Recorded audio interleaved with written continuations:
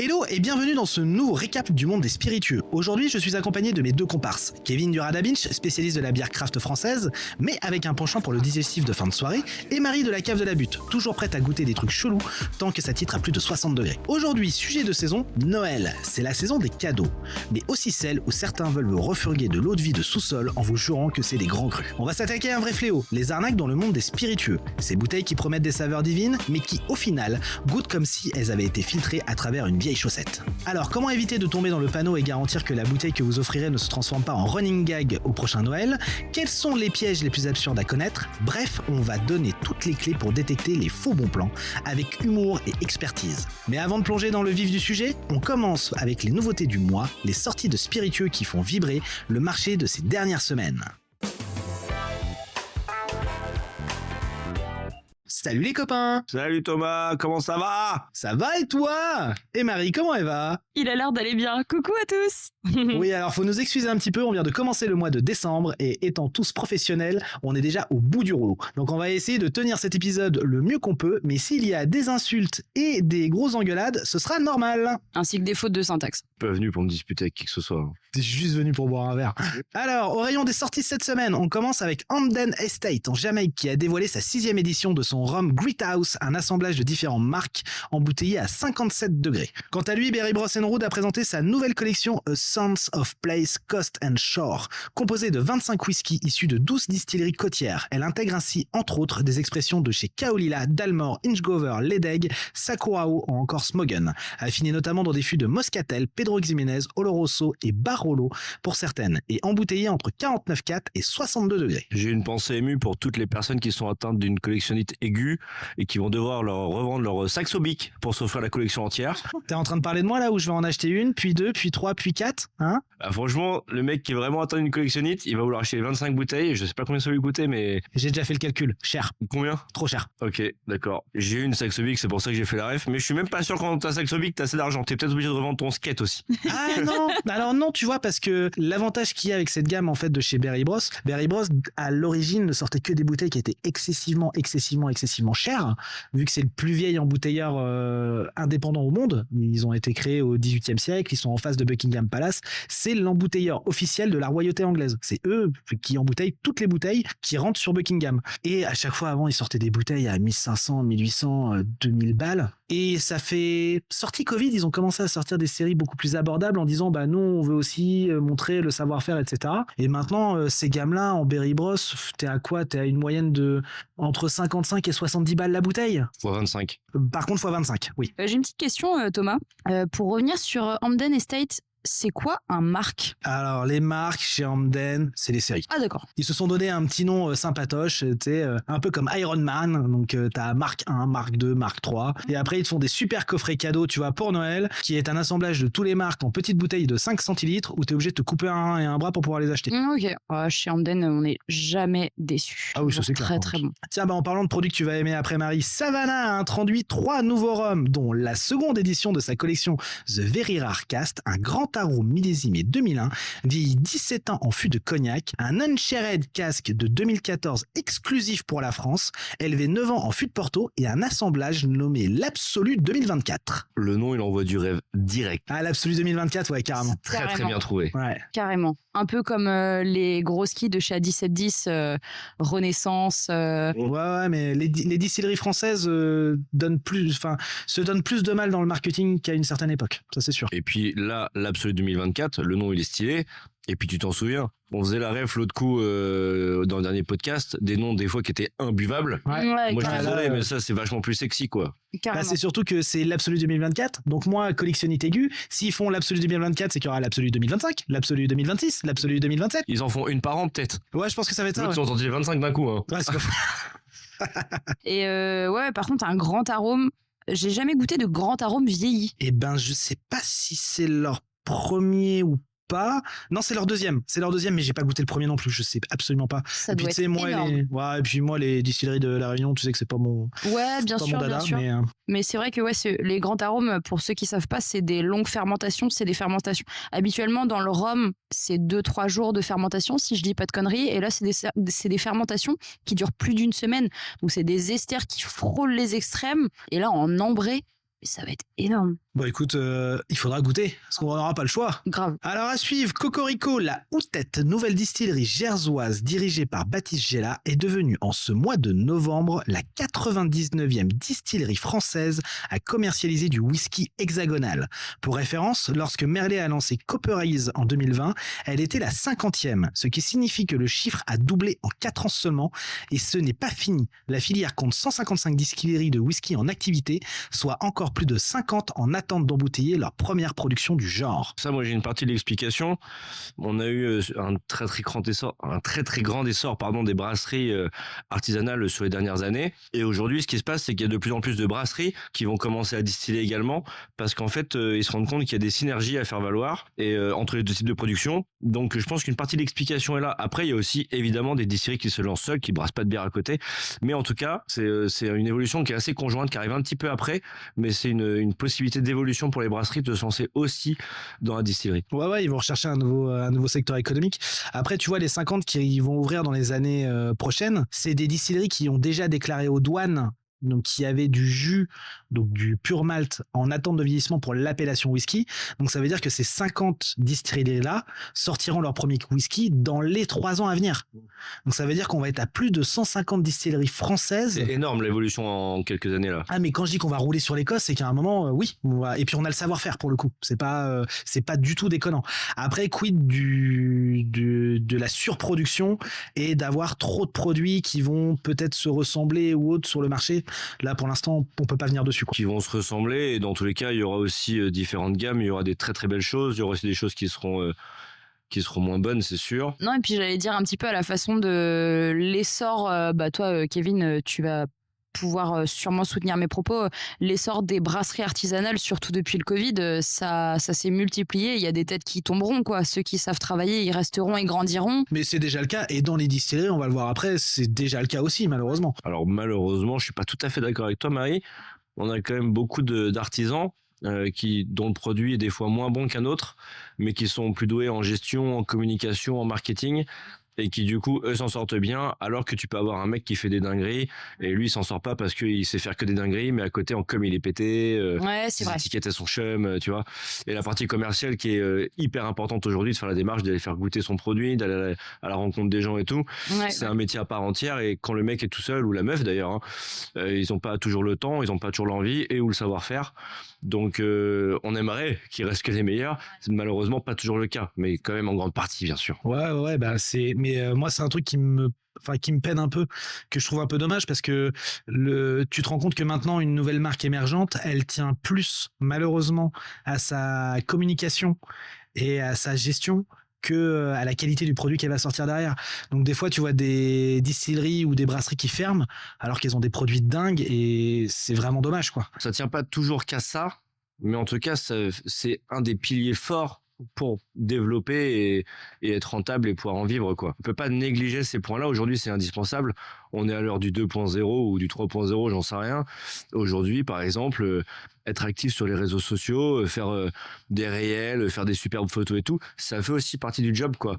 Donc, tu peux pas y échapper, quoi. T'es obligé d'être aussi expert en ça, quoi. Ou en tout cas, de tenter l'être. Et à côté de ça, tu vois, il y a certaines distilleries comme Waterford, qui a été fondée par Marc Régnier, qui se trouve actuellement dans une situation critique suite à l'échec d'une levée de fonds. Ils accusent une perte cumulée de 7,7 millions d'euros et a été placée mercredi en redressement judiciaire par la banque HSBC, malgré qu'ils ont des stocks de whisky évalués à plus de 40 millions d'euros. Et alors pour ceux qui connaissent pas, Waterford, ça fait 2 ans que c'est la marque qui est poussée par la maison du whisky, par le comptoir irlandais, qui achète des stocks de malades, qui ont une com de fou avec QR code sur leur bouteille pour savoir quel terrain, quel machin. Et des esthétiques de malades aussi. Ils ont des esthétiques de bouteilles qui étaient très belles, et tu sais pas pourquoi du jour au lendemain, bim, ils sont en redressement, quoi. Mais est-ce que justement, et à un moment donné, t'as aussi une sorte de point d'équilibre? Des fois, il faut savoir s'arrêter en termes de volume de production.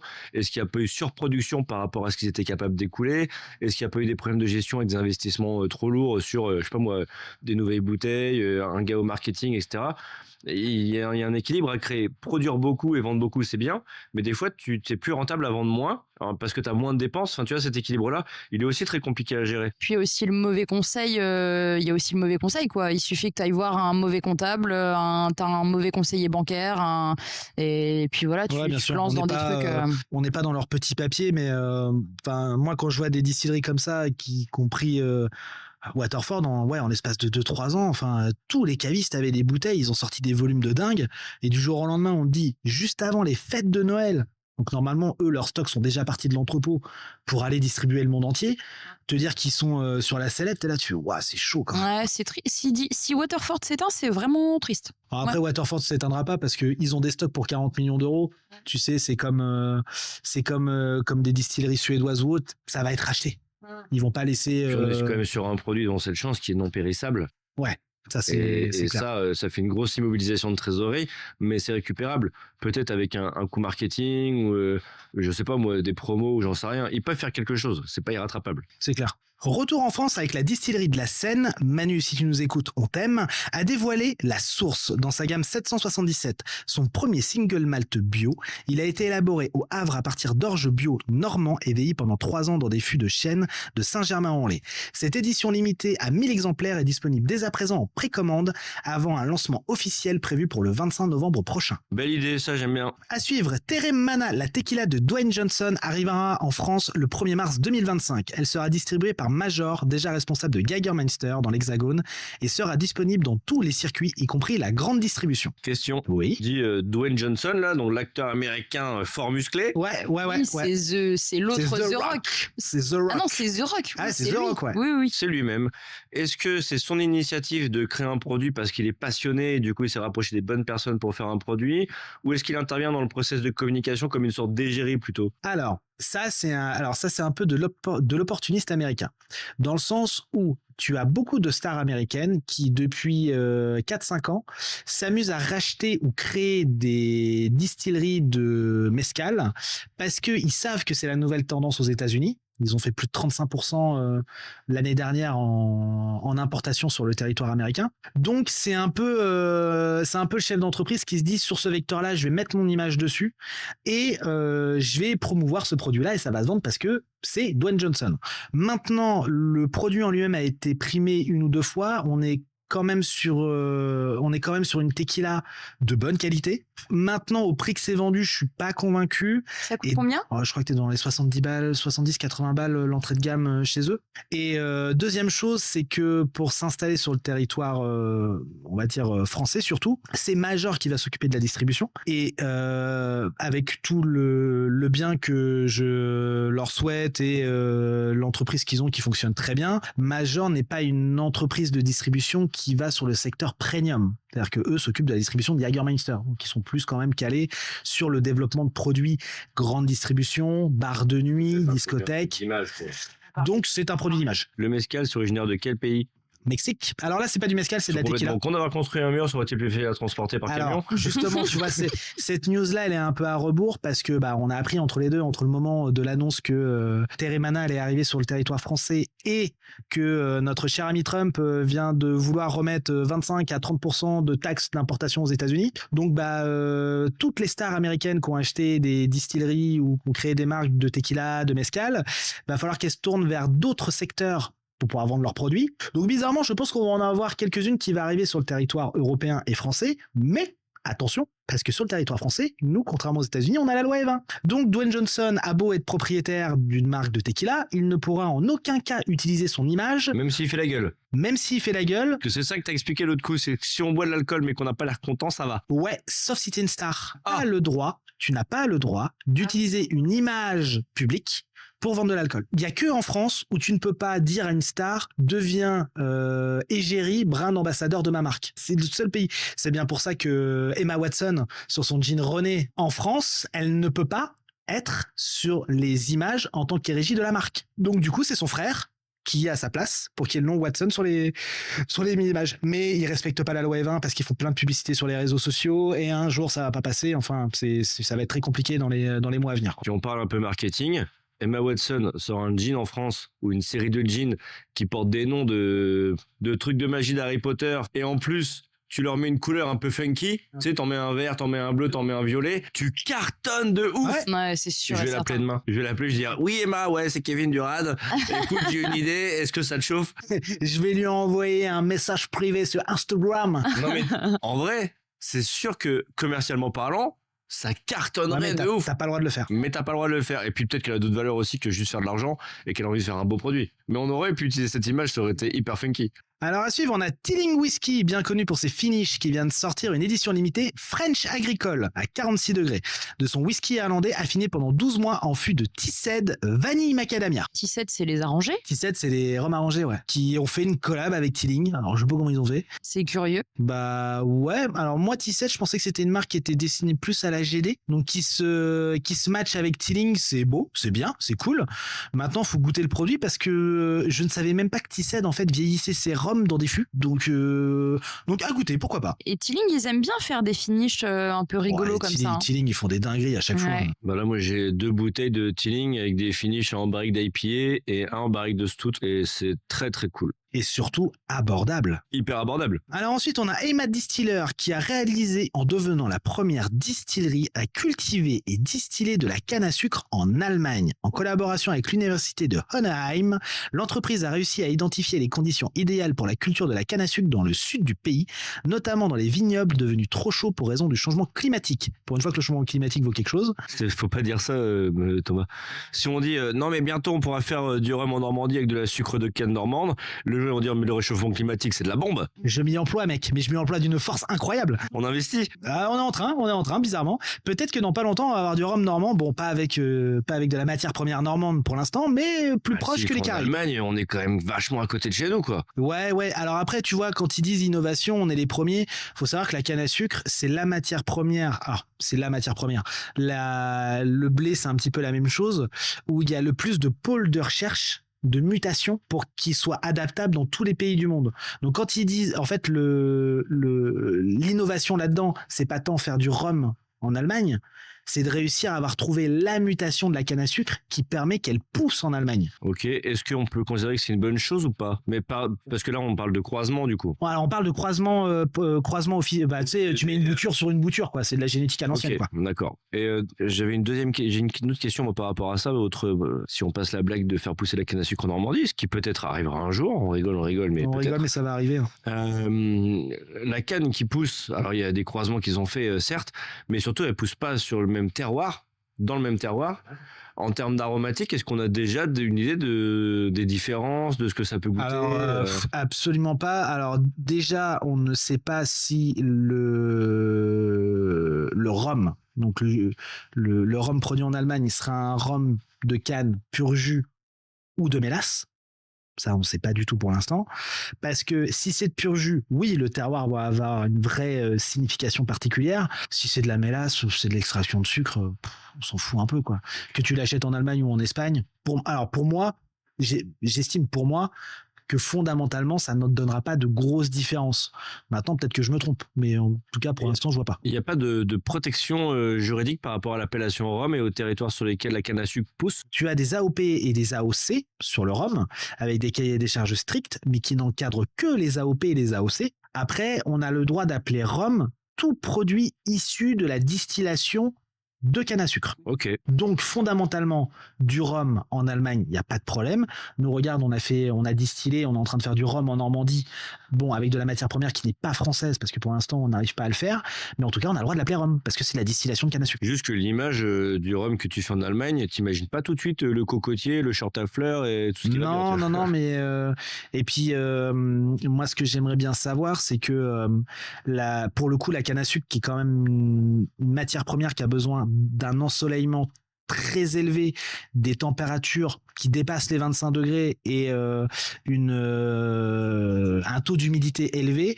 Alors, j'estime que déjà, tu vois, d'un point de vue écologique, c'est pas écologique. Parce que on va rapporter sur un territoire qui ne l'avait pas avant une surproduction électrique parce qu'il va falloir chauffer, une surconsommation d'eau. Mais ils disent qu'ils ont analysé toutes les données climatiques pour justement trouver le bon endroit. Ça laisse imaginer qu'il n'y a pas d'intervention.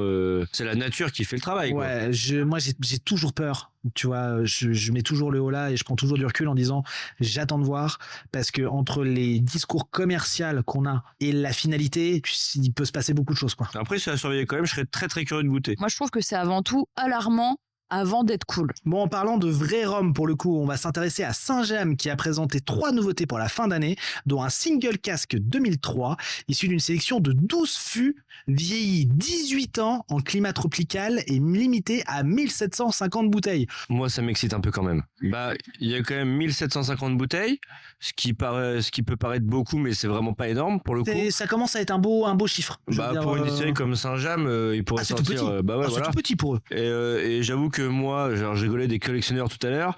C'est le genre de produit qui tout de suite m'appelle l'œil. J'adore les bouteilles numérotées. 42,3, hein. Ouais, 42 degrés 3, bon, c'est la moyenne chez Saint-James. Ils sont toujours entre 40 et 45. D'accord.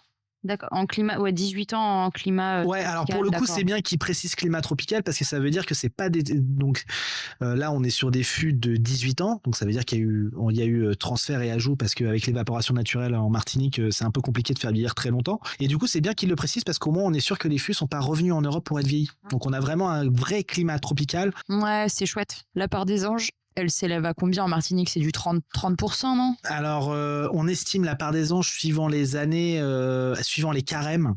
Alors, les carèmes, c'est la période de forte chaleur en Martinique qui va du 1er mars à fin juin. Et après, on a la période cyclonique où on arrive à des températures à 38, 40, 42 degrés. Et suivant les carèmes, donc suivant les années, on peut osciller, alors je veux pas dire de conneries, on est entre 15 et 30% maximum. Quand on arrive en plus de 20 à 30%, là, il commence à serrer les fesses.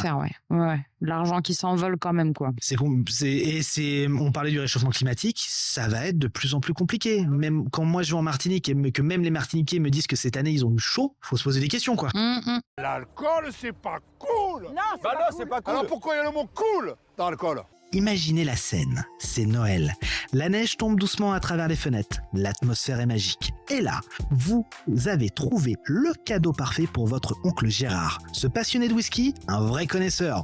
Ou du moins, c'est ce qu'il dit au repas de famille.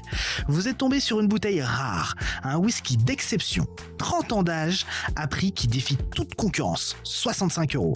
Le genre de prix où vous vous dites, c'est Noël, c'est un cadeau exceptionnel, un vrai coup de chance. Mais voilà, la magie de Noël a aussi son côté obscur. Et votre whisky 30 ans se transforme en une expérience gustative, disons, surprenante. Un goût qui évoque plus une vieille chaussette trempée que l'élégance d'un grand cru. La bouteille, elle brille de mille feux. Mais à l'intérieur, eh bien, on dirait plutôt qu'on vous a refilé un alcool de framboise avec un parfum d'herbe coupée. Il existe beaucoup de subterfuges pour vous faire croire que vous avez la perle rare.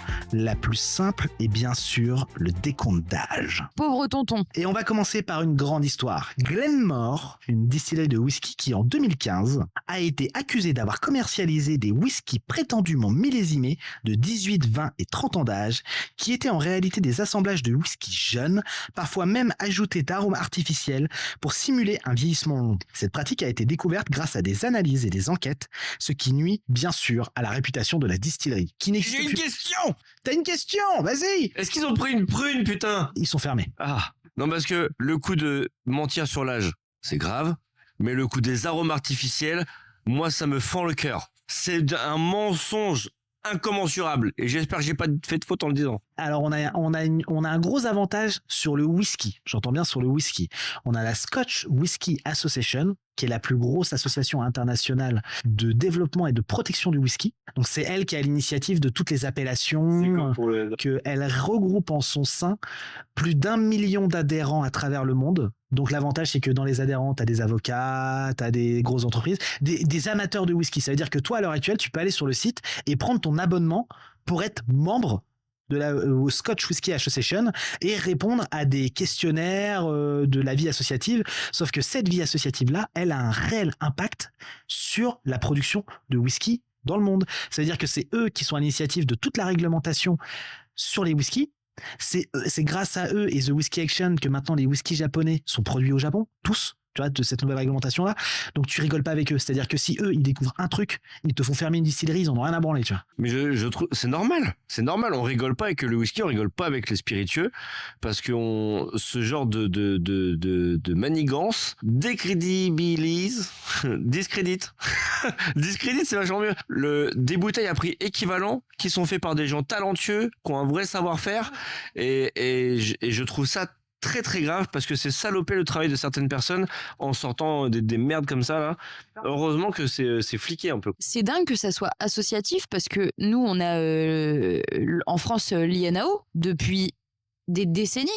Et c'est fou qu'il n'y ait pas un institut national de l'appellation d'origine du spiritueux. Alors pour le whisky, c'est le même principe, sauf qu'ils sont montés en association internationale.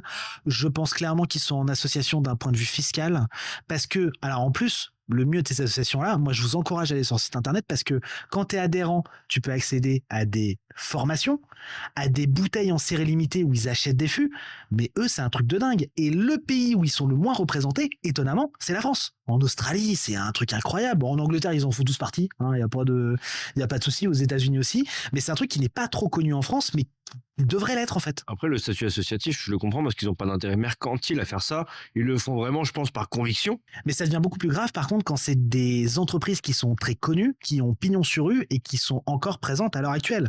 Moi, j'en prends Bacardi en 2016, qui a été au centre d'une controverse concernant un rhum prétendument vieux de 30 ans, Bacardi quand même, mais qui s'avérait être un assemblage de rhum jeune.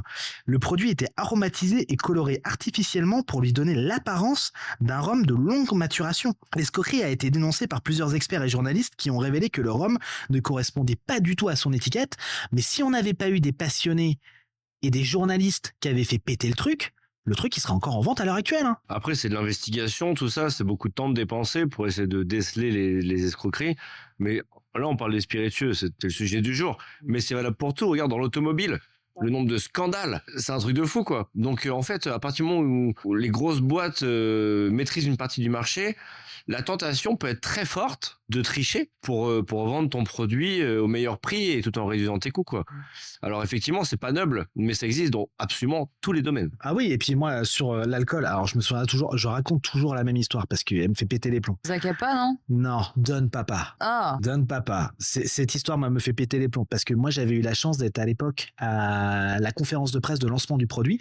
Don Papa est sorti très peu de temps après Diplomatico. On n'avait que Diplomatico sur le marché à ce moment-là, en rhum d'Amérique du Sud, machin, un peu sucré, etc. Ça faisait un carton comme pas possible. Don Papa sort. Ok, ça sort, tout le monde en achète, tout le monde le vend, grosse progression, etc.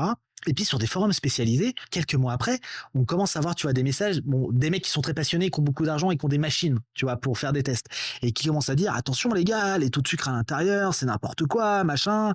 Et en fait, on s'est rendu compte que malheureusement à l'époque, le produit qui était vendu, c'était du coca alcoolisé. C'est-à-dire que tu avais autant de sucre là-dedans que dans une bouteille de coca. Tous les arômes étaient artificiels.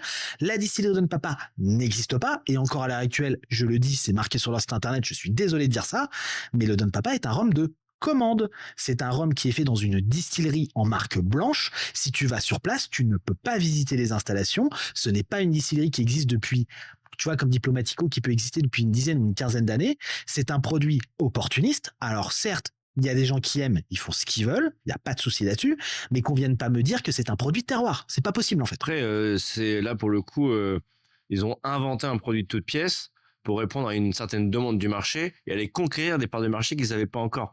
On peut faire le même parallèle dans la bière avec des marques aujourd'hui qui sortent des bières qui sont très fortes et très sucrées, très souvent fruitées. Je citerai pas de nom, c'est pas utile, tout le monde sait à qui on pense. Et en gros, ces bières-là ne sont pas de vrais styles de bière.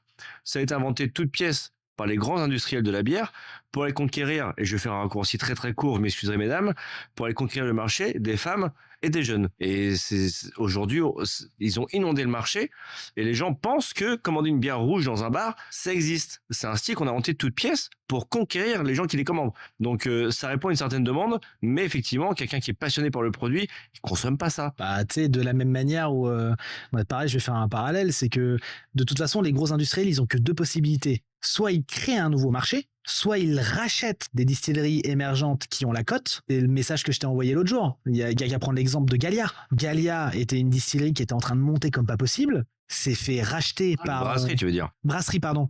Qui s'est fait racheter. Henken. Et là, on a appris cette semaine qu'ils fermaient le site pour transférer la production sur leurs autres unités de travail. Ça met 75 personnes au chômage. Alors qu'ils s'étaient engagés à pas le faire, premièrement. Et puis surtout, c'est que c'est la seule réponse qu'ils ont à l'émergence et à l'invasion des bières artisanales en France. Leur seule technique, c'est au lieu de se concentrer à faire la bonne bière, on va racheter ceux qui savent en faire. Et au bout d'un moment, ils ferment l'outil de production. C'est-à-dire que demain, Gallia, on ne sait pas ce que ça va goûter. On n'en sait rien. Si ça sort des mêmes cuves qu'une autre bière, machin, et qui remanient la recette pour faire des économies de coûts, etc. Moi, aujourd'hui, Gallia, ça a été racheté. Je vais dans un bar qui propose plein de bières. S'il y a de la Gallia, IPA par exemple, potentiellement, c'est celle que je vais prendre. Parce que même s'ils ont été rachetés, c'était encore fait au même endroit et par les mêmes personnes. Donc, il y avait ce savoir-faire qui était resté. Et c'était quand même une bonne nouvelle, les bières étaient bonnes. Est-ce que demain, les recettes vont changer ? Peut-être, on ne sait pas. Bon allez, ensuite on a la méthode de fabrication avec une mention spéciale aux appellations complètement siphonnées du bocal, à base de triple single malt, organic gin ou spiritueux artisanal absolument pas produit sur place. Et on commence par le gin Wildcraft, qui date de 2018, qui prétendait être fait à partir de plantes sauvages cueillies à la main et a été accusé d'utiliser des extraits chimiques au lieu d'ingrédients naturels. L'étiquette soulignait le côté artisanal et local, mais une enquête a révélé que le produit était fabriqué en masse dans une distillerie industrielle. J'ai une autre question. T'as toujours des questions. J'ai plein de questions. Vas-y, tes questions. On a rencontré, nous tous les trois, des distilleries ou des brasseries artisanales. Et aujourd'hui, quand tu crées une brasserie, le dossier douanier, il est chiant, mais ça va. Quand tu crées une distillerie, le dossier douanier, il est archi chiant. Et le jour où tu ouvres ton rideau pour faire ta première production, la répression des fraudes te tombe sur le coin du nez, quoi. Ouais, tu as 3 jours à peu près. Globalement, c'est ça. Et je me dis, mais comment ces gens-là font pour passer à la trappe alors que les petites unités de production dont personne ne parle se font alpaguer après 3 jours d'ouverture? Comment ça peut être aussi gros et passer à la trappe? C'est ma question. Moi, j'ai la réponse. Un pot de vin, passer sous le bureau et compagnie, connaître quelqu'un. Passer sous le bureau carrément. Bah ouais. S'il faut sucer des types pour faire du business, moi j'arrête tout de suite.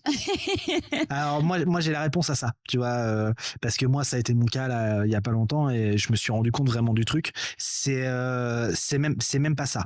C'est on peut pas retirer la rigueur de travail des agents douaniers. Je peux te garantir que quand tu montes un dossier douanier pour ouvrir une distillerie ou autre, ils sont archi casse-couilles, archi pointilleux et c'est leur métier et c'est bien que ce soit fait. Le seul problème c'est que déjà ils sont pas assez nombreux. Que ce soit aux douanes ou à la DGCCRF, parce que les douanes vont contrôler tes quantités d'alcool parce que tu as des taxes douanières dessus, mais la DGCCRF est là pour contrôler l'étiquetage et la véracité de ce que tu vends. Le truc, c'est que quand tu ouvres une distillerie, tu es dans leur collimateur. Parce que tu ouvres, donc ils vont venir te voir obligatoirement pour savoir si tu as de la rigueur, etc. Moi, j'en ai fait les frais la semaine dernière où j'ai fait « excusez-moi, je me suis trompé ». Bref, tu vois, tout est consigné en informatique, tout est tracé, etc. Mais une fois que tu es ouvert, une fois qu'ils sont venus te voir une fois, si demain tu sors un nouveau produit, et que dans tes lignes de commande, dans tes lignes marquées, tu ne donnes pas l'indication exacte, parce que quand tu déclares tes volumes douaniers, tu ne déclares que l'hectolitre d'alcool pur, eux, ils savent pas ce que t'en fais en fait du produit. Tu ne fais que déclarer les droits de douane que t'as. Donc c'est très facile pour une unité industrielle de dire du jour au lendemain, bah moi je sors un nouveau produit, et puis je vais mettre une étiquette où ça va être marqué rhum organique, mes couilles, artisanal, sauf que bah la DGCCRF, ils sont pas nombreux, il y a trop de volume entre les importations et ce qui est créé sur le territoire, donc bah entre les deux, tu passes entre les mailles du filet et le temps qu'ils s'en rendent compte, et ben des fois ça passe des années quoi. Si on leur remonte pas l'info en disant il y a de la merde, bah ça passe pas quoi. Ouais, les mecs ils ont quand même le temps de vendre ça pour Noël, ils passent je sais pas combien de milliers de bouteilles et puis ils se font attraper après quoi. Ouais. Moi j'ai eu le cas il y a pas si longtemps que ça. Je vais pas dire la marque parce que voilà, mais j'ai eu un mec qui s'est pointé, un commercial d'une marque française qui me proposait des clairins. Manque de bol pour lui, je suis un fan inconditionnel des clairins haïtiens. Donc les clairins, pour ceux qui savent pas ce que c'est, ce sont les rhums de produits artisanaux, produits à Haïti, donc qui ont une singularité aromatique qui est très spécifique. Et c'est distillé dans des alambics super primitifs. Voilà, c'est distillé dans des alambics style pot, hyper primitifs, ça a un goût très particulier. Enfin, tu ne peux pas, quand tu goûtes un rhum, si tu connais un minimum, tu vois l'indistinction tout de suite entre un rhum fait dans une unité de production industrielle et un rhum qui est fait de façon artisanale à Haïti. Et le mec me présente ses produits, il y en a un ou deux, je dis ouais, et là je goûte le troisième, et là le mec, je lui dis, appelle ton patron et demande-lui où c'est produit. Ben, son patron machin, il dit ouais, c'est produit à Haïti. Je dis non, c'était pas ma question. Je lui dis moi je veux le nom de la distillerie qui le produit. Le mec m'a pas répondu. Je lui dis bah écoute, c'est pas compliqué. Je lui dis je peux te garantir à 100% que le produit que tu viens de me faire goûter ne vient pas d'un style pot, peut-être que ça vient d'Haïti, mais ça ne sort absolument pas, ce n'est pas un clairin. Alors certes, c'est un rhum, il y a pas de souci, mais c'est pas un clairin. Ah bah, je te tiens au courant, je te rappelle et puis je repasse.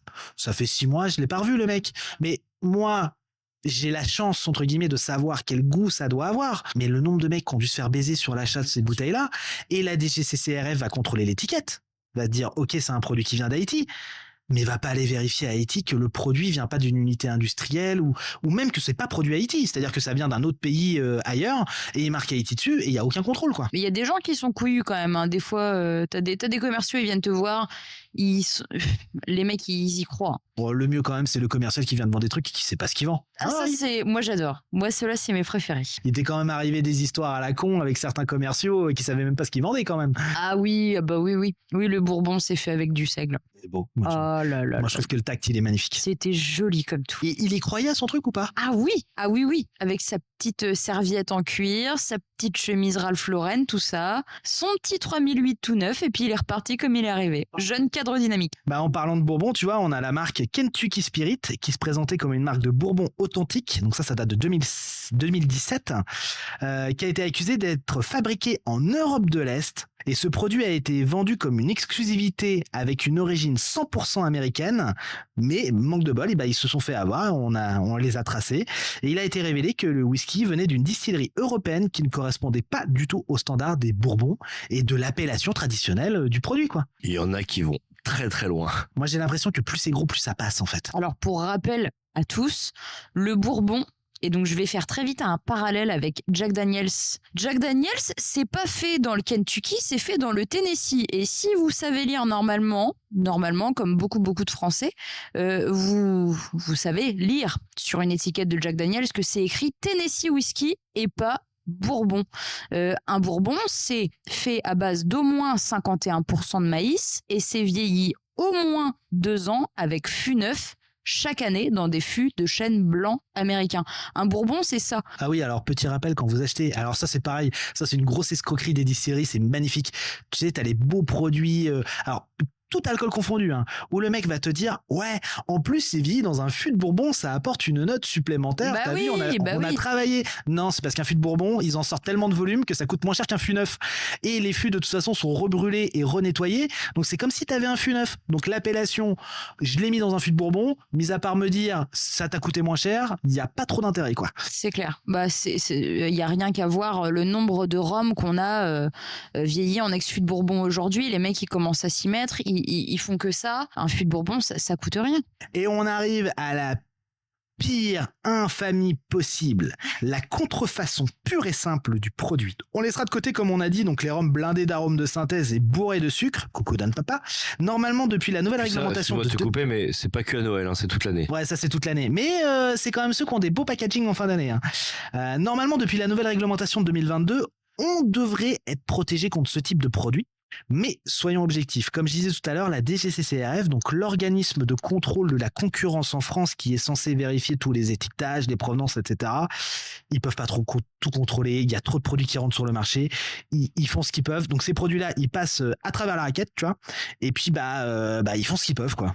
Donc on va commencer avec un Armagnac, le Château de l'Aubade, édition limitée, 2014, un lot d'Armagnac commercialisé par la marque Château l'Aubade, prétendant être un Armagnac vieux de 40 ans, a été découvert pour être coupé avec des alcools industriels et des arômes artificiels. Ce produit était vendu à plus de 500 € la bouteille. Donc là, on commence à être dans les grosses gammes. Mais après des tests en laboratoire, il s'est avéré que l'âge du spiritueux était beaucoup plus jeune. Mais alors, quand je dis beaucoup plus jeune, c'est s'il avait 10 ans, il était bien, tu vois.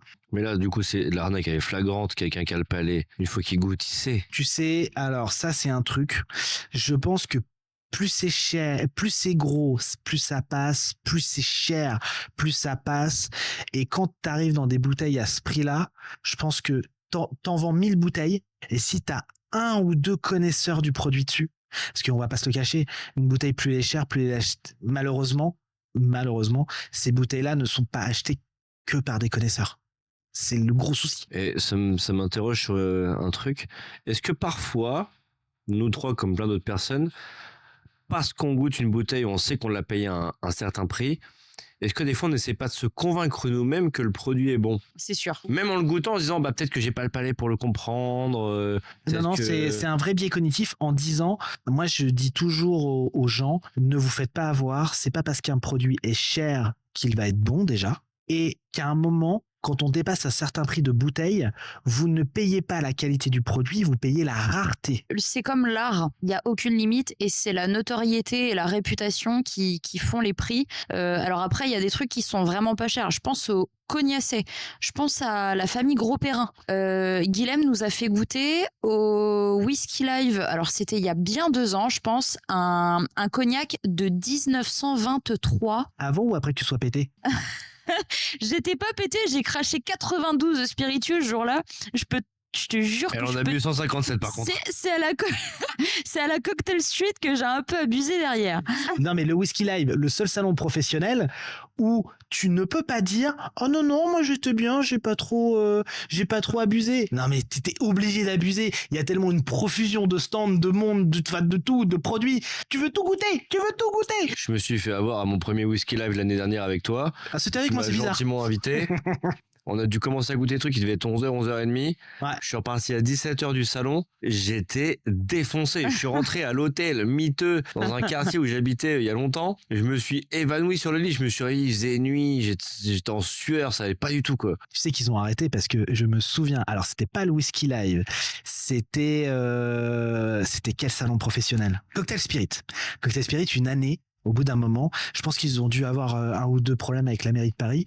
Ils ont installé des alcotests numériques à l'entrée du salon. Celui qui t'affiche le taux d'alcool. Celui qui t'affiche le saut d'alcool. Donc c'est forcément la compète. Donc, qu'est-ce qui s'est passé?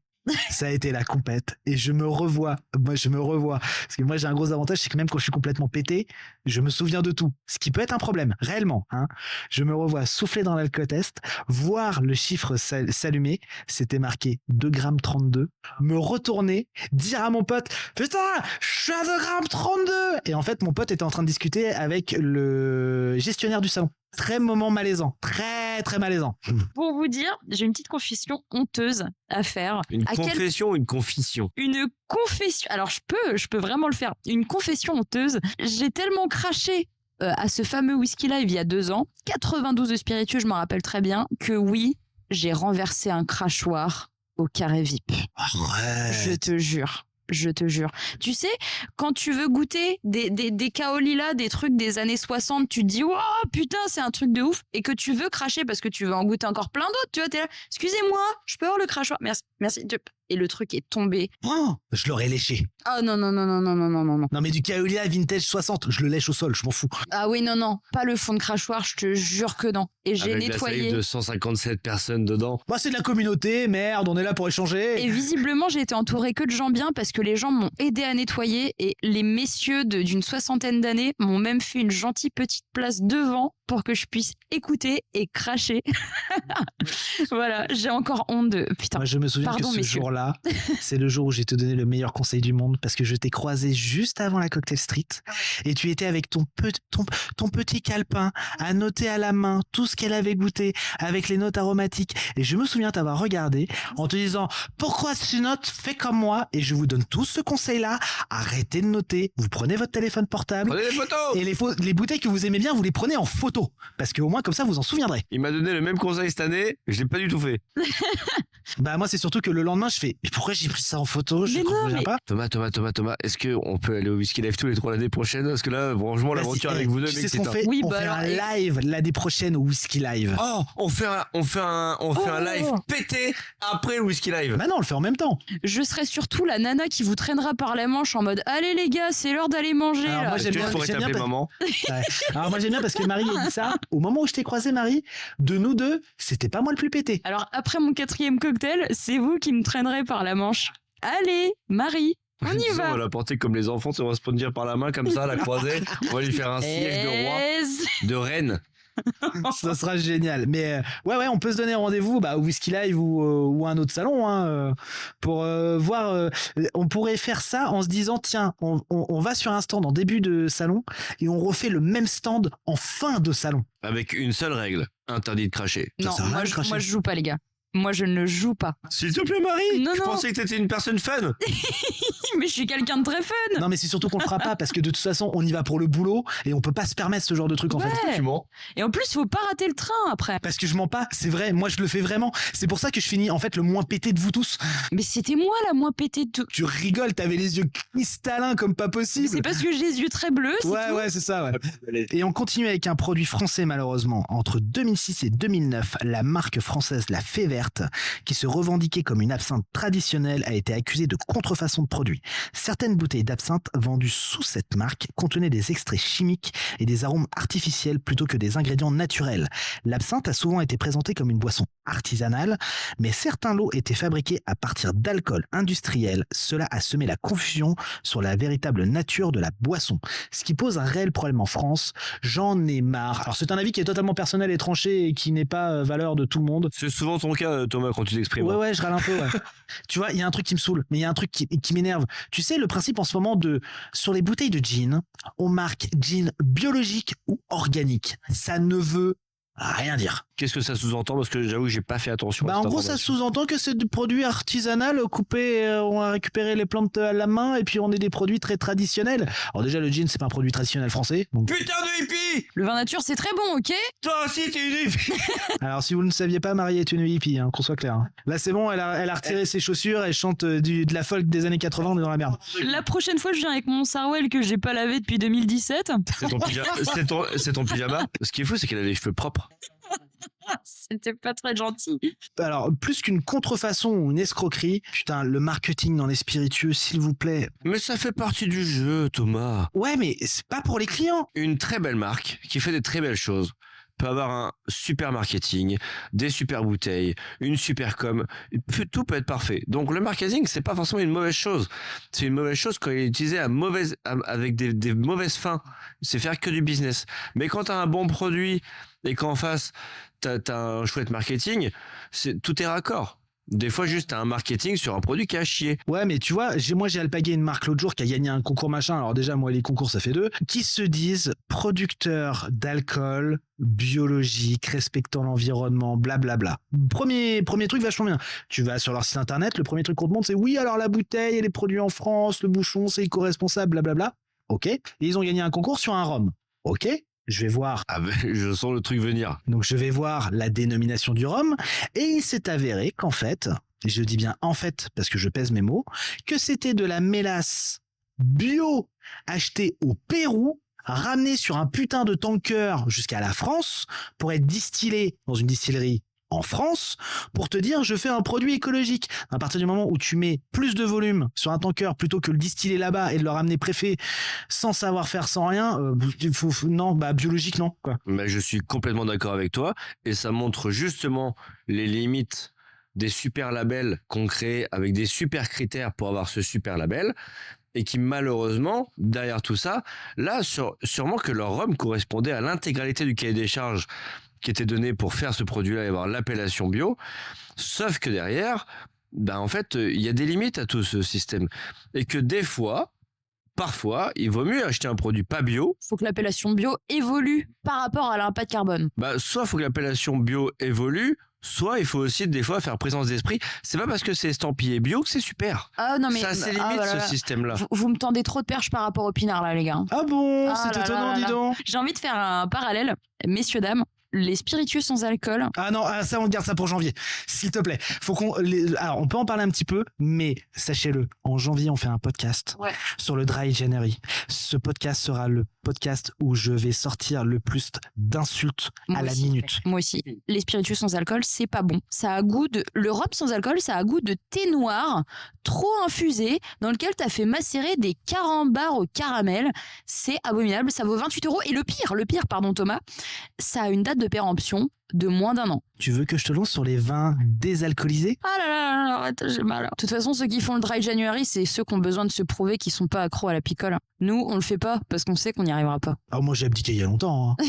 Moi, je veux dire, je suis conscient de mon alcoolisme professionnel, ça, il y a pas de problème. On digresse. Oui, on digresse. On garde ça pour janvier, il va être explosif. Maintenant qu'on a fait un peu le tour de toutes les anciennes escroqueries, de comment on se fait baiser gentiment avec des tarifs un peu prohibitifs, le plus important, c'est qu'on se fasse pas baiser. Donc le mieux, c'est retourner voir votre caviste préféré. On se retrouve au prochain podcast. Non, alors. D'ailleurs, je voulais rebondir là-dessus. L'étiquette est une première source d'information. quand vous avez le temps, que vous faites un achat raisonné, n'hésitez pas non plus à passer 5-10 minutes sur le site internet.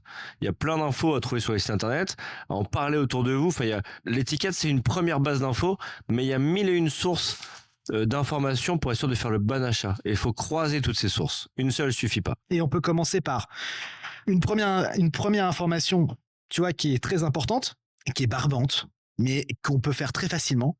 Bah, c'est juste de lire une étiquette. C'est con, mais rien qu'en lisant une étiquette, on peut déjà déterminer très facilement et très rapidement ce qu'on va avoir comme produit. Je donne toujours le même exemple. Quand c'est marqué rhum vieux sur une étiquette et qu'il n'y a pas de décompte d'âge, ça ne veut rien dire. J'ai une question. T'as une question? N'étant pas spécialiste du rhum... T'es tellement un gros menteur. Non, je suis pas spécialiste. Je suis surtout bien conseillé. Ouais, t'achètes tes bouteilles que je te vends, quoi. Exactement. Non, mais attends, oui, pour revenir à ça, c'est pas plus c'est vieux, meilleur c'est. Dans le cas d'un whisky tourbé, plus il sera jeune, plus la tourbe sera violente et fraîche et herbacée et le côté céréalier sera mis en avant. Dans le cas d'un rhum, c'est pareil, on aura beaucoup plus le marquage des embruns si on est sur une île, on aura beaucoup plus le marquage même de l'essence même de la canne.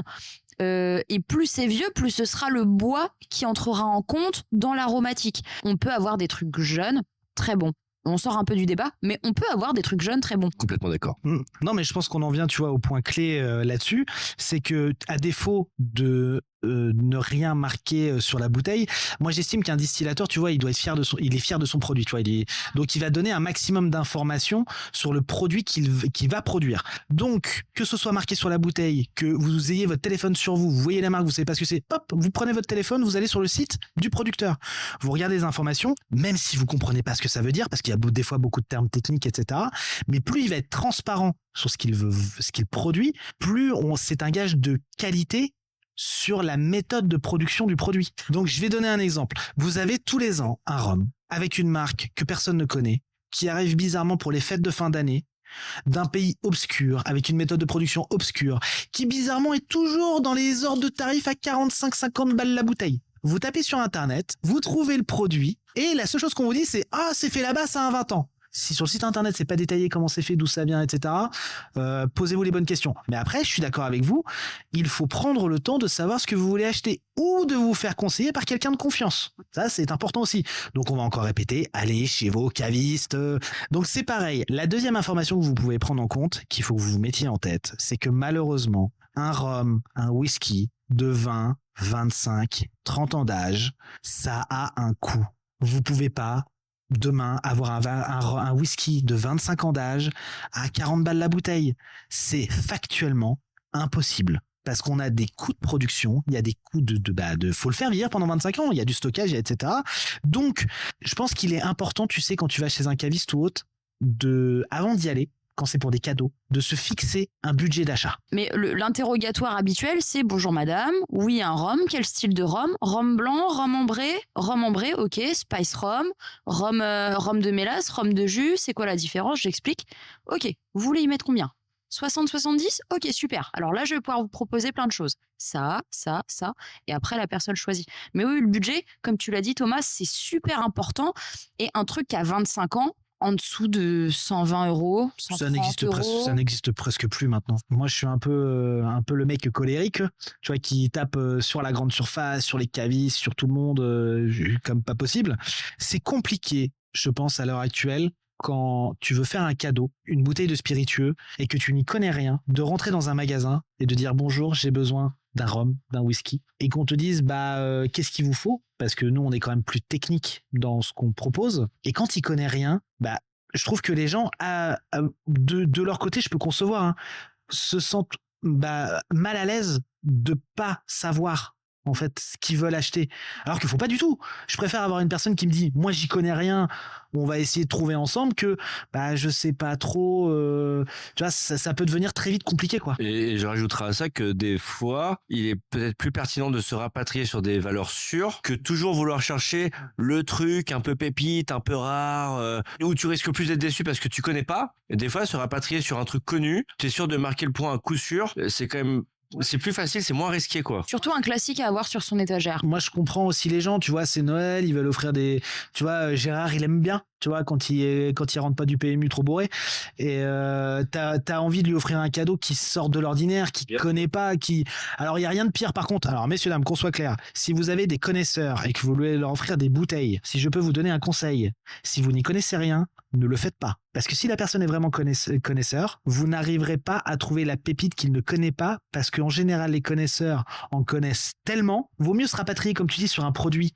connu, bien marqué, qui lui fera plaisir, même tu vois s'il connaît. Deviendra peut-être son spiritueux de tous les jours. Ouais, voilà, c'est parce ça. Que c'est un produit facile, qu'il connaît déjà, il aura plaisir à le boire le vendredi soir à l'apéro parce que c'est son petit rituel avec madame, admettons, que de prendre un produit qu'il va pas consommer parce que on s'est trompé, quoi. Mais dans ce cas-là, et c'est ça le souci, je trouve, avec les embouteillages distillerie, c'est qu'il faut mettre le prix pour un bon classique, alors que le côté original, on va reparler de Zadboutique, de Rest in Bee par exemple, De le Spirit côté Explorer. original de... N'oubliez pas Spirit Explorer, Spirit on a un super Explorer, site bien internet sûr. et on envoie jusqu'au 15 pour les fêtes de fin d'année. Chez les embouteilleurs indépendants, il y a des pépites. On sait, nous, cavistes, même si tonton Gérard, il a déjà bu un Lagavulin 8, ben, Lagavulin 8 vieilli et embouteillé par Zadboutique, bah, ça n'a pas le même goût, c'est différent. Après, ce qui est important aussi, c'est au moment de l'achat, la personne qui vous vend la bouteille, normalement, va vous raconter une histoire un peu de cette bouteille, de comment ça a été fait, etc. Et ce qui donne aussi de la valeur au cadeau, c'est que quand Gérard il va déballer, qu'il va dire « Ah bah tiens, je connais ou je connais pas », bah vous pouvez retransmettre cette histoire. Et c'est ce qui va donner de l'intérêt à ce produit, à cette bouteille. Ah bah je connaissais, mais j'aimais pas trop. Et en fait, là, ce que tu m'as expliqué, ça me donne carrément envie. Et il va savoir l'apprécier parce qu'il a les infos. Alors peut-être qu'il va chercher par lui-même. Mais globalement, le cadeau aussi, c'est toute la symbolique qu'il y a derrière, toute l'histoire qu'il y a derrière. Et vous avez fait l'effort d'aller chercher une belle bouteille, vous savez en parler. Vous êtes sûr et certain que c'était dans les goûts de tonton Gérard et du coup ça va lui faire plaisir parce que vous avez fait la démarche et que du coup il va porter plus d'intérêt à cette bouteille là peut-être. Et dans tous les cas, tonton Gérard, il ferme sa gueule et il dit merci. Bon, la bouteille, il va la boire. Hein. Non, mais tu sais, moi j'ai déjà eu le cas, tu vois, de famille ou de potes qui te disent pour les anniversaires ou pour les Noëls, bah ouais, on t'aurait bien offert une bouteille d'alcool. Mais du coup, on sait pas quoi t'acheter vu que t'en as plein. Je dis mais achetez-moi autre chose que de l'alcool. Je dis moi c'est ma passion personnelle. T'inquiète pas, mes cadeaux je vais me les faire moi-même. Hein. Et dernier élément, alors que moi je trouve vachement important parce que du coup moi je m'en suis vachement rendu compte à faire de l'embouteillage au choix de la bouteille, au choix de l'étiquette, etc., etc. Alors ça c'est plus valable si vous allez en grande surface que si vous allez chez un caviste qui va vous conseiller. N'hésitez pas. Alors c'est con hein, mais à prendre la bouteille dans vos mains parce que une contrefaçon ou un produit de grande distribution qui va être fait pour faire de la thune, ils vont chercher à faire des économies d'échelle sur absolument tout et n'importe quoi. Donc déjà, si vous avez un bouchon à visser, vous oubliez, clairement. Si vous avez une étiquette qui se décolle à moitié ou qui est sur une étiquette PVC en numérique dégueulasse, vous oubliez. Et si la bouteille a une forme de vodka polonaise premier prix, je pense qu'on peut oublier aussi, quoi. Et c'est important, je pense, de toucher le produit, de regarder comment il est fait, parce que un amoureux, un distillateur amoureux de son produit ne se permettra jamais de mettre dans son produit dans un contenant de merde. Et pour les gens, quand on n'achète pas un cadeau, ça fait partie du plaisir d'achat. Moi, toutes les bouteilles que j'achète, je les prends en main. Et des fois, la forme, la couleur, l'étiquette, Toi, t'as un souci fashion à chaque fois. Hein. Mais non, mais ça fait partie de l'émotion. Quand tu achètes une belle bouteille, et à l'inverse, j'ai acheté des superbes bouteilles dans des contenants ultra classiques. Regarde, prends Signatori. Ouais, alors c'est ultra classique, mais par contre c'est qualitatif. Ouais, mais celui qui a pas forcément la perception de le déceler, Signatori, il se passe rien, il y a pas d'émotion quand tu prends la bouteille. Bon, t'as l'impression que ça traîne dans un tiroir de chez grand-mamie, tu vois. Toutes les bouteilles se ressemblent, la forme est hyper classique et tout, mais par contre le produit qui est dedans peut être exceptionnel. Ouais, mais on est bien d'accord que demain t'as une bouteille de whisky avec un gros logo type Minecraft ou Nintendo dessus, faut peut-être se poser des questions quand même, tu vois. C'est un peu cliché, mais oui, bien sûr. Maintenant, on va terminer en beauté en partageant avec vous nos coups de cœur de 2024. On va pas faire le produit qui sort au mois de décembre. On va chacun vous dire quel est pour nous le produit pépite à acheter en cette fin d'année qui fera plaisir à tonton Georges. Eh ben moi, j'ai pas ce produit-là parce que j'ai pas de nom à donner. Mais j'ai quand même des idées. Ah, alors quelles sont tes idées de cadeaux pour les fêtes de fin d'année? Non mais on pourrait rappeler quand même que nous sommes en Normandie, dans la Manche, à Cherbourg, et que moi j'ai une petite passion pour le calva. Aujourd'hui, on trouve des superbes refs dans les calvas officiels, on va dire, qui sont vendus en supermarché, dans des boutiques spécialisées, chez des cavistes, etc. On vous mettra un lien en commentaire, vous inquiétez pas, c'est marqué Spirit Explorer, c'est normal. Je trouve que c'est important d'entretenir cette espèce de culture des choses du terroir. Ah oui, Et ben, moi, je trouve que ça a un charme fou. moi j'irai plus loin que ça, tu vois. Cette année, je vais offrir ou je vais m'acheter une bouteille d'un spiritueux fait à côté de chez moi. En France, à l'heure actuelle, on a tous des distilleries à moins de 100 km de chez nous. Faisons travailler le terroir local de là où on se situe, qu'on soit dans le nord, dans le sud ou n'importe quoi. Dans le sud, il y a beaucoup de producteurs de pastis. Dans le nord, il y a Calvados, gin, whisky, rhum, ce qu'on veut. Plutôt que d'aller chez un caviste, tu vois, bah juste regarder sur Google Maps s'il n'y a pas une distillerie juste à côté de chez soi, et puis d'aller voir le mec. Parce que le mec, il va être du vrai terroir, tu vois, à côté de la maison, quoi. Mais je suis carrément d'accord avec toi. Hein. Cette bouteille-là, elle a un goût particulier. Avant même de la boire, elle a une histoire, elle a quelque chose de... Parce que tu connais l'histoire du gars, tu sais où c'est fait, etc. Et toi, Marie, ton best-of 2024? J'y réfléchis depuis tout à l'heure, depuis que vous avez commencé à aborder ce sujet-là. Parler de Koval, la dernière fois très très belle distillerie de Chicago. Moi, j'ai envie de parler d'un embouteilleur indépendant. Ce soir, je parlerai plutôt de Léanique Lenêtre. C'est un gars qui est à Languenan. C'est une commune en Bretagne. C'est un embouteilleur indépendant, incroyable, et qui fait donc un Kaolila 2013, vieilli en fût feuillette. C'est des fûts qui font 114 litres. Je vous laisse imaginer l'impact que le bois a sur le jus. Ça, c'est un whisky absolument incroyable que j'ai offert à mon papa l'année dernière et il le partage qu'avec moi. C'est très bon. Ça vaut 115 ou 120 euros. C'est vraiment, si vous avez un joli budget et que vous aimez votre papa et que votre papa aime les whiskies tourbés, ça fait partie de mes coups de cœur. Thomas, t'as eu un coup de cœur? Attention, l'instant auto-promo, il va nous vendre un truc à lui. Non, je vais pas vendre un truc à moi, loin de là. J'ai goûté un fût unique de chez Varengen. Pour le nom commercial, c'est Armorique, qui a sorti une édition limitée pour les fêtes de Brest 2024. Franchement, je me suis pris une claque intersidérale. Le mec travaille des whiskies qui sont incroyables. La majorité des whiskies Armorique doivent être vendus, si je ne me trompe pas, par les comptoirs irlandais. Et on est sur des bouteilles, tu vois, la série limitée qui est sortie pour les fêtes de Brest, c'est sorti à 65 € la bouteille. Donc ça reste hyper abordable et on est sur du produit français, on est sur du produit breton, et on est sur des produits qui sont vraiment bien travaillés. Moi, c'est une distillerie que je vais garder, tu vois, de côté et que je vais commencer vraiment à suivre parce qu'ils commencent vraiment à sortir des dingueries, quoi. Et la distillerie à visiter, je ne l'ai pas encore visitée, mais j'ai vu les photos. C'est sur mes distilleries à visiter en 2025, obligatoirement. Ce qui est sympa dans l'exemple que tu donnes de ton petit coup de cœur, etc., c'est que on arrive à un moment donné où aujourd'hui on essaie de faire des cadeaux qui ont du sens et que par rapport à la thématique d'aujourd'hui qui était les ardaques de Noël, etc., là tu nous parles d'un produit qui est fait en France, qui est bon et qui a une histoire à raconter parce que peut-être que si vous êtes en Bretagne ou en Vendée ou en Normandie, vous n'êtes pas très très loin et on peut quasiment considérer que c'est un produit local et probablement, peut-être que tonton Gérard ne connaît pas ce produit-là et au-delà du produit qu'il va avoir dedans, vous avez des revendications. C'est fait chez nous, potentiellement ça peut être bio et tout ça c'est des facteurs qui peuvent être intéressants quand tu veux faire un cadeau. En tout cas, on a été super content de faire cet épisode avec vous. Pour nous, ça va être tout pour ce soir. On vous laisse pour les fêtes de fin d'année. Nous, on va aller subir la bataille, le marathon, la 3e guerre mondiale qui va être dans nos commerces respectifs, que ce soit bar, caviste, embouteilleur. Alors clairement, nous appelez pas au mois de décembre. Nous n'existons pas. Nous allons mourir en silence. On va pas en soirée le samedi soir non plus. On n'a pas la force de parler à qui que ce soit.